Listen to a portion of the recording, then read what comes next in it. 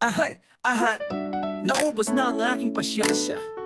Noong nakuha ang lisensya, kung minsan ay hindi ka panipaniwala, mas matimbang sa akin ang simbahan kesa ang siyensya. Kung minsan walang pakiramdam sa aking presiyensya, ang mga taong-tao lang walang konsyensya, na gumagawa ng masama eksena. Teka, walang pagkain sa aking lamesa, walang kulang kabayo sa magarbong kalesa, wala sa lugar na parang walang delikadesa. Sa kabilang ibayo ng punta kahit malayo, kung sakaling maging tama ang mali kahit malabo. Naubos na ang aking pasensya, walang natira, pasyensya na. Hindi sinasadya kung naubos ang aking Naubos na ang aking pasensya, walang natira, pasyensya na. Hindi sinasadya kung naubos ang aking pasyensya.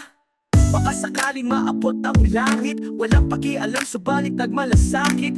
Suntok sa buwan kapag tumangan sa hangin, sa ihip parang sinabuyan ng buhangin. Ang aking mga matang pumipikit-pikit, hindi maintindihan ang mga sulat na dikit-dikit. At kahit na parang hindi magkasya't masikip man sa mahabang pilahan, siksik at pasingit naman. Ubos na ang aking pasensya, walang natira, pasyensya na. Hindi sinasadya kung naubos ang aking Naubos na ang aking pasensya, walang natira, pasyensya na. Hindi sinasadya kung naubos ang aking pasyensya. Paumanhin kung ano man ang nagawa ni Juan kay Pedro, sa kadahilan ng walang hindi nagsisinungaling sa usapang barbero.